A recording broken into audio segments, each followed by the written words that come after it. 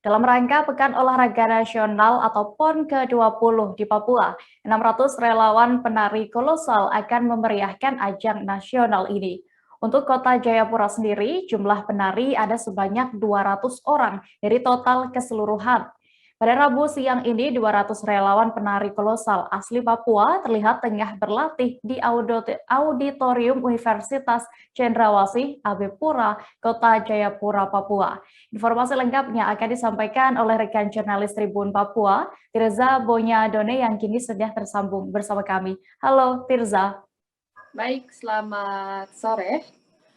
Oke, rekan Tirza bisa Anda informasikan terkait tarian yang digunakan untuk kolosal ini ya, dari suku mana saja? Baik, untuk tarian yang digunakan ini merupakan tarian yang campur, artinya menggunakan dari suku Asmat, Sarerai, Tabi, hingga Kepala Burung. Dan ini memang suatu kolaborasi yang memang selalu dilakukan oleh tarian kolosal di Papua. Karena selain untuk menunjukkan suku adat yang ada di Papua, dan juga ini menunjukkan budaya dari Papua tersendiri, sehingga memang tari-tarian ini tidak hanya berdasarkan tarian Asmat saja juga, melainkan dari Sererai, Tanah Tabi, dan juga tempat-tempat lainnya yang ada di Provinsi Papua tentunya. Dan selain itu juga, terkait dengan tarian-tarian ini memang secara garis besar akan dilaksanakan untuk event-event tertentu, bahkan acara-acara perlombaan. Jadi tidak menutup kemungkinan untuk tarian kolosal, dan juga tarian-tarian ini akan selalu digunakan apabila ada event seperti Pekan Olahraga Nasional juga yang akan berlangsung beberapa waktu lagi.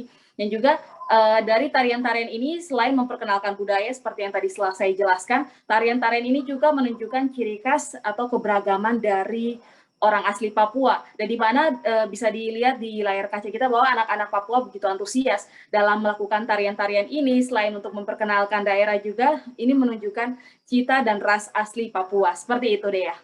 Oke, lalu apakah nanti akan ada tarian lain yang ditampilkan selain tarian kolosal yang campuran dari beberapa daerah ini untuk menyambut PON? Tirza. Baik, untuk Pekan Olahraga ini juga tentunya mereka tidak hanya akan menampilkan tarian kolosal saja, melainkan beberapa tarian seperti tarian penyambutan dan beberapa tarian lainnya dari sanggar-sanggar yang sudah dipilih oleh Kota Jayapura maupun dari Kabupaten Kota Jayapura juga. Dan selain itu juga untuk persiapan penari juga ketika untuk penyambutan ada beberapa tim yang sudah dibagikan. Dan memang itu sedikit istilahnya informasi yang diberikan memang terbatas karena ingin seperti memberikan kejutan bagi masyarakat setempat terkait dengan berapa banyak jumlah dan juga tarian-tarian seperti apa. Yang pastinya tarian yang akan ditampilkan oleh Kabupaten Kota Jayapura maupun Kota Jayapura sendiri dan klaster-klaster lainnya yang nanti akan dilaksanakan Pekan Olahraga juga, bahwa ini akan menunjukkan sesuatu yang berbeda dari Pekan Olahraga biasanya. Dan selain untuk penyambutan seperti yang telah saya jelaskan tadi, ada tarian-tarian khusus yang memang disiapkan oleh berbagai macam sanggar, dan itu memang sudah masuk kualifikasi dari setiap hal yang dipilih oleh PB PON di Papua. Oke, Tirza tadi Anda sebutkan ada klaster-klaster lainnya juga ya nanti. Lalu untuk jumlah relawan yang dibagi masing-masing ada berapa, Tirza? Baik, dari informasi yang kami dapatkan untuk relawan baik untuk Mimika, itu terdapat 100 orang relawan yang akan menari pada saat Pekan Olahraga nantinya. Dan juga untuk klaster untuk di daerah Merauke sendiri, itu terdapat 100 orang. Dan untuk klaster Kabupaten Jayapura terdapat 200 orang. Jadi memang untuk 200 orang ini terdapat di klaster Kabupaten Jayapura dan juga Kota Jayapura, sehingga yang akan tampil di Kabupaten dan juga Kota Jayapura sebanyak 400 orang. Sedangkan untuk Mimika dan juga Merauke sebanyak 200 orang, 100 di setiap daerahnya.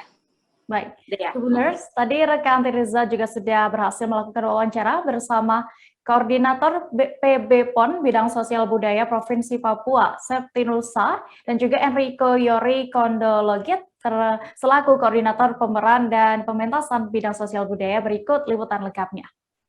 Satu gerak yang dimiliki oleh suku-suku di Papua, baik itu dari Asmat, baik itu dari Saireri, baik itu dari Tabi, bahkan juga dari Kepala Burung di Domberai dan Memberai, untuk ditampilkan dalam durasi waktu yang cukup pendek, sehingga menjadi suatu menarik untuk dipertunjukkan.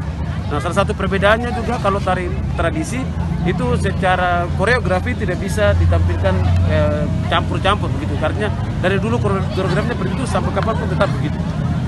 Tapi kalau tarian kreasi itu bisa digabungkan dengan koreografi yang menarik karena dia ada pada seni pertunjukan. Nah, anak-anak di belakang yang kolosal itu memang adalah tarian yang ditarikan dengan jumlah banyak orang.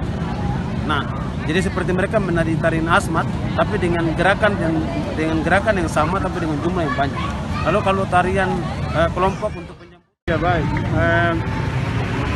dari Sosbud memang kami sudah bikin perencanaan, lalu kemudian ini melalui Pak Koordinator ini Pak Riko, kita rekrut ya.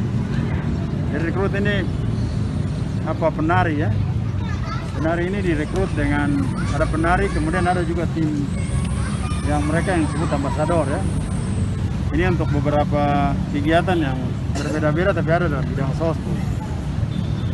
Nah ini yang penari ini ada yang untuk tari kolosal, terus ada mereka yang nanti ada di grup nanti menari di tempat akomodasi.